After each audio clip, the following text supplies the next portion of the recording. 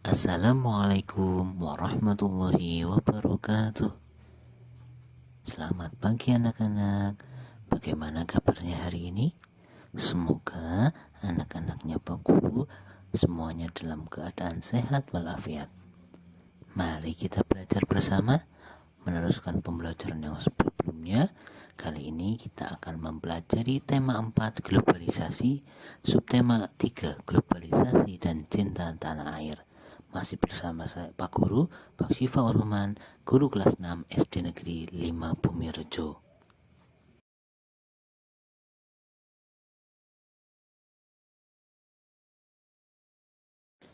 Globalisasi dan cinta tanah air. Di era globalisasi yang semuanya serba maju ini, kita harus selalu mencintai negara kita Indonesia. Salah satunya yaitu dengan mencintai produk-produk lokal. Dengan membeli produk-produk lokal akan bermanfaat bagi negara Indonesia. Yang pertama, produksi dalam negeri meningkat. Dengan semakin banyaknya orang Indonesia yang membeli produk dalam negeri, pasti produksi akan meningkat dengan pesat. Yang kedua, menambah jumlah investasi. Banyaknya orang-orang Indonesia yang mencintai produk dalam negeri dan banyaknya produksi dalam negeri, pasti akan banyak investor-investor datang ke Indonesia untuk menambah jumlah investasinya, sehingga semakin banyak produk-produk lokal dalam negeri yang bisa dibeli. Yang ketiga, meningkatkan jumlah lapangan pekerjaan. Dengan banyaknya produksi, karena banyaknya orang Indonesia yang mencintai produk dalam negeri, pasti akan membutuhkan banyak tenaga, sehingga angka pengangguran di Indonesia dapat dikurangi. Banyaknya jumlah lapangan kerja dalam memproduksi barang-barang dalam negeri. Yang keempat, mengurangi angka kemiskinan. Dengan banyaknya jumlah tenaga kerja, pasti akan mensejahterakan masyarakatnya dengan mengurangi angka kemiskinannya. Yang kelima, menambah jumlah pendapatan nasional.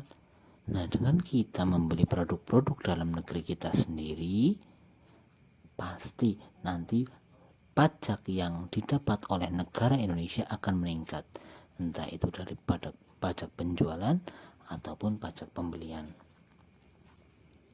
Yang keenam, meningkatkan pertumbuhan ekonomi negara. Dengan kita membeli produk-produk dalam negeri, tentunya ekonomi negara Indonesia akan semakin baik, apalagi di masa pandemi ini. Nah, jadi yang terakhir yaitu meningkatkan kesejahteraan masyarakat. Dengan membeli produk-produk dalam negeri, masyarakat akan mendapatkan hasil, yaitu dengan uang, dengan penghasilan, sehingga kesejahteraan masyarakat pun akan meningkat. Nah, banyak sekali manfaat-manfaat mencintai produk dalam negeri bagi diri kita sendiri, bagi masyarakat, dan juga bagi Indonesia. Untuk itu, cintailah produk-produk dalam negeri dengan membeli produk-produk asli buatan Indonesia. Selain bangga menjadi bagian dari Indonesia, kita juga harus bangga menjadi bagian dari ASEAN. ASEAN adalah kumpulan negara-negara di Asia Tenggara yang bekerja sama untuk sama-sama memajukan negara-negara ASEAN. Banyak sekali kerjasama ASEAN antar negara di bidang ekonomi, pendidikan, budaya, politik. Nah, juga ada pula kerjasama ASEAN di bidang ilmu pengetahuan dan teknologi. Yang pertama, melakukan pertukaran pelajar antar negara ASEAN dalam program studi mobility serta ASEAN University Network yang memberikan informasi mengenal universitas terbaik di ASEAN. Nah, jadi jika kamu ingin kuliah atau ingin belajar di negara-negara ASEAN, itu sekarang dipermudah.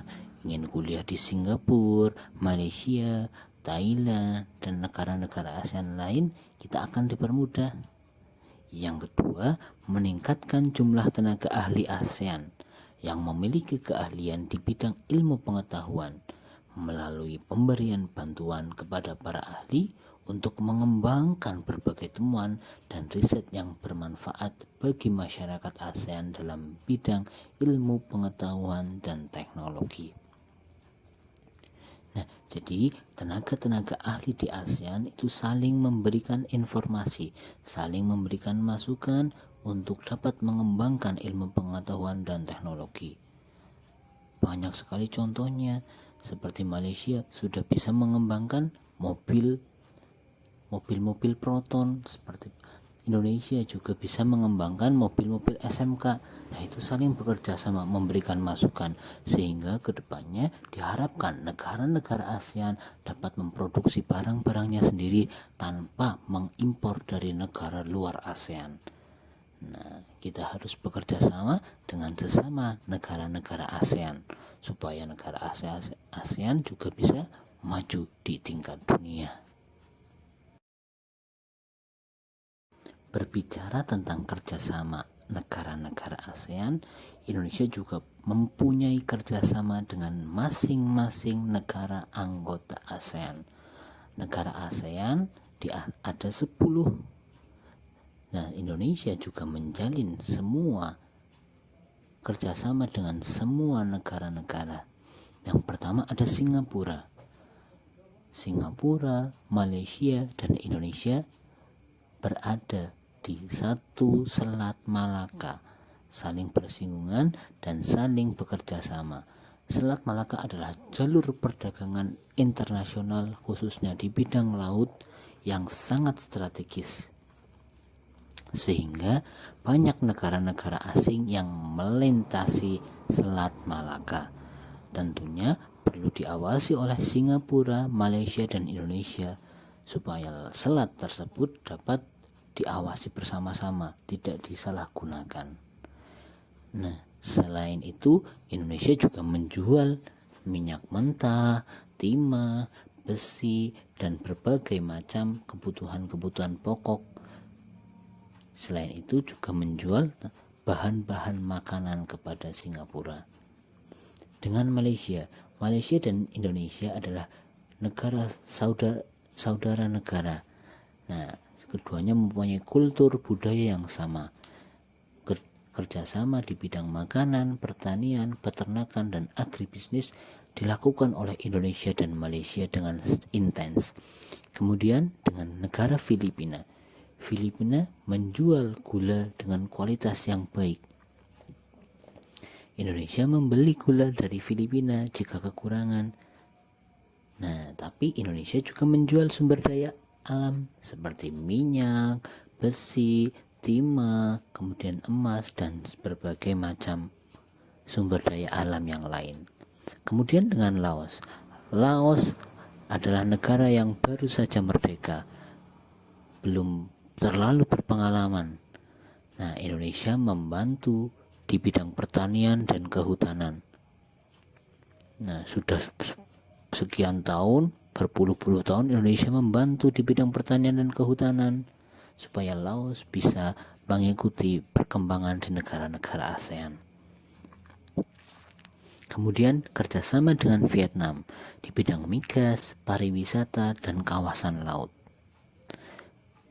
Kerjasama dengan Brunei Darussalam, Indonesia mengekspor hasil padi, sayur, buah, dan bahkan kendaraan dan tenaga pengajar dan tenaga ahli.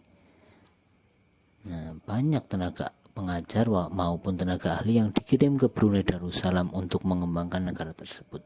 Tetapi Indonesia juga membeli sesuatu dari Brunei Darussalam, yaitu hasil bumi yang sangat melimpah. Kemudian bekerja sama dengan Myanmar.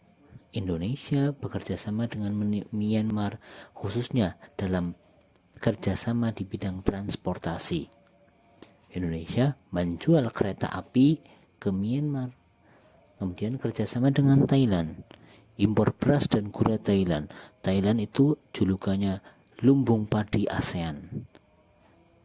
Nah, Thailand mempunyai hasil beras yang sangat melimpah, sehingga dengan banyaknya penduduk Indonesia, jika kekurangan beras, Indonesia seringkali membeli dari Thailand.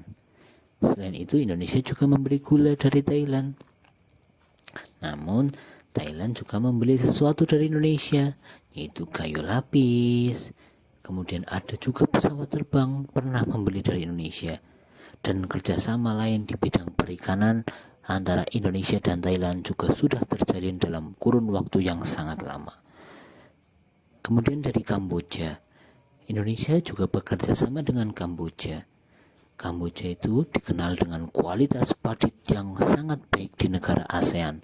Jadi jika ingin Indonesia membeli padi yang sangat berkualitas, Indonesia seringkali mengimpor dari Kamboja. Nah, itu adalah sedikit dari banyaknya kerjasama Indonesia dengan negara-negara ASEAN, dan bahkan Indonesia juga bekerja sama dengan negara-negara besar lain di dunia. Indonesia saja bekerja sama, kamu juga harus bekerja sama dengan sesama teman. Di era globalisasi ini, energi alam yang dibutuhkan oleh miliaran manusia di dunia sangatlah banyak. Setiap hari kita menghabiskan listrik, menghabiskan energi dan sebagainya, sehingga jika energi digunakan secara terus-menerus dalam kurun waktu yang sangat lama, bukan tidak mungkin energi akan habis, sehingga diperlukan energi alternatif yang tidak terbatas. Salah satunya yaitu angin, air, matahari, dan gelombang laut. Sudah banyak negara-negara maju di luar negeri yang memperoleh listrik dengan pembangkit listrik tenaga angin. Ada Belanda yang disebut dengan negeri kincir angin. Mereka menggunakan angin. Angin kan bertiup secara terus-menerus dan tidak akan ada habisnya, sehingga tidak membutuhkan energi yang sangat banyak. Kemudian air juga mengalir. Nah, ini Indonesia yang paling banyak memakainya. Kita bisa melihat di Kabupaten Kebumen saja ada 2 bendungan, Sempor dan Wadas Lintang, yang menghasilkan listrik untuk sekitarnya. Kemudian matahari ini tidak mungkin habis, pasti akan terus ada. Nah, dengan adanya matahari yang tidak terbatas ini, kita sudah bisa membuat membangkit listrik tenaga matahari atau pembangkit listrik tenaga surya. Kemudian ada juga negara yang memanfaatkan gelombang laut sebagai pembangkit listrik atau pembangkit energinya. Nah, banyak juga energi-energi alternatif yang tidak disebutkan satu persatu. Nah, untuk itu mari kita bijak dalam menggunakan energi. Khususnya kita harus harus move on ke energi-energi alternatif yang ada di Indonesia, supaya energi-energi yang ada di alam dapat tetap terjaga. Cukup sekian pembelajaran pada hari ini, semoga bermanfaat. Jangan lupa belajar, jangan lupa tetap patuhi protokol kesehatan. Sampai berjumpa lagi dengan Pak Guru. Terima kasih telah menonton videonya. Jangan lupa like, komen, dan subscribe. Aktifkan tombol notifikasi. Ya. Terima kasih. Wassalamualaikum warahmatullahi wabarakatuh.